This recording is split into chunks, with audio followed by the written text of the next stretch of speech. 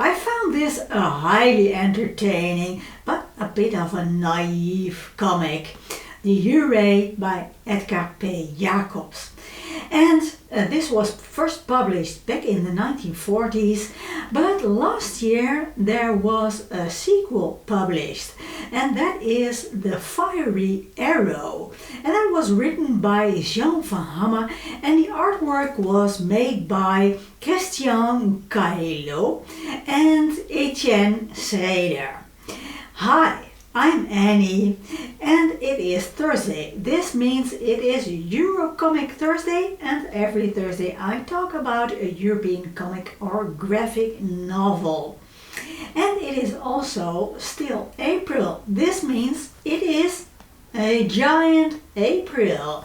And this is a reading event that is hosted by Roy over at Roy Reads Anything and co-hosted by Duncan at Backaway from the Donkey and Me. And this reading event is all about the reading of books, fiction and non-fiction, that are all about giant apes like King Kong, but also the Bigfoot and the Yeti, but also other giant monsters like Godzilla or prehistoric giant monsters, and you can all read it. So that's why I read The Hooray and The Fiery Arrow, but because they are filled with big prehistoric animals and giant monsters, and there is also a giant ape tribe in it as well. And there is another reason. In January I started my project, where I read all of my Edgar P. Jacobs and Blake and Mortimer comics, and so far I just read one, and that is a biography comic graphic novel of the life of Edgar P. Jacobs, which was highly entertaining. Link to that review in the description box below. So it was high time I started with Edgar P. Jacobs' first comic. And as I said, this was first published in the 1940s, to be exact, 1941. In 1941, Jacobs worked for a Belgian magazine called Bravo, and this magazine published a comic, the Flash Gordon comics, and they imported these comics from America. But as you may well know, 1941 the Germans invaded Belgium, and when they took power, everything that was American was verboten, was not allowed. So they had to think something. So they asked Jacobs to finish the Flash Gordon story that was already halfway through publication of the magazine. So he did, but soon the Germans, they put a stop to it. So they asked Jacobs to write his own science fiction story. So he did. He did not only write the Hooray, but he also did the artwork. And the story is all about two nations, Noord-Landia and Australia. And well, you may guess what countries these nations represent. They couldn't call it Normandy because I don't know if this was the intention, but Noord-Landia is close to the Flemish word Normandie, which is Normandy, and Australia is very close to Austria.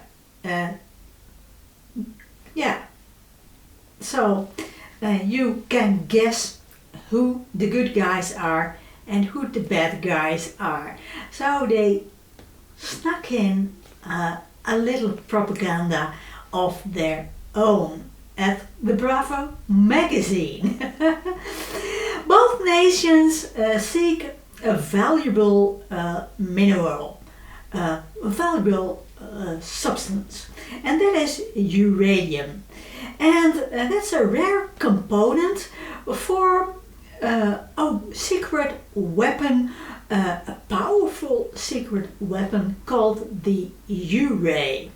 Hence the title of the comic, the U-ray. Although it's more about this substance, this uranium, than the actual weapon itself.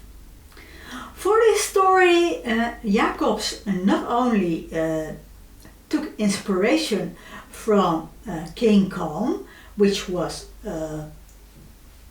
could be seen in the cinema in the 1930s in Belgium, but also from our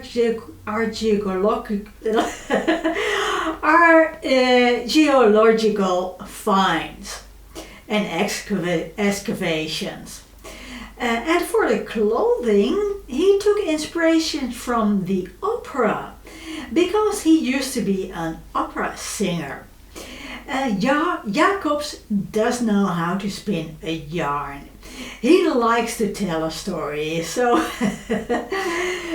often it is the case that in the panels above the illustrations he writes what can be seen in the picture, which is absolutely unnecessary, but it doesn't really bother me at all, in my opinion. And the illustrations are just excellent, in my opinion. Look at this prehistoric snake. Isn't that wonderful? It is really, he did a really, really good job at illustrating this comic. So last year the Fiery Arrow was published, and the story, like I said, was written by Jean van Hamme. Well, I do like the stories Jean van Hamme writes. I have a lot of his comics, and I think he is an absolutely great comic book writer. Did he do an excellent job with the Fiery Arrow? Well, not really, I must admit. This is really, let's say he didn't do his best work with this story. The story just is a bit ridiculous. This can be fun at times, but this seems to me to be more written by somebody who was under a lot of time pressure, or just somebody who was plain lazy. The plot twists and the developments in the story and the solutions to the problems in the story are just ridiculous. It's just, the U-ray was a bit naive in its story, but it was fun. You could see it as fun, but this is just said, oh yeah, you're gonna do that again? Are you gonna? Well, I don't want to spoil the story, but maybe you are of a different opinion. Have you read the Fiery Arrow or the U-ray, or both? Let me know in the comments below, and let me know what your opinion is. But I must admit that the artwork by Christian Cailleaux and Etienne Schréder are just wonderful. These are just, look at these, I found these just excellent. Are they just as good as Jacob's drawings? Well, maybe not, but It is, in my opinion, well worth it and makes up for the fact that the story is just not really that interesting. So, yeah, that's it. That's it for today for Eurocomic Thursday. As always, thanks for watching.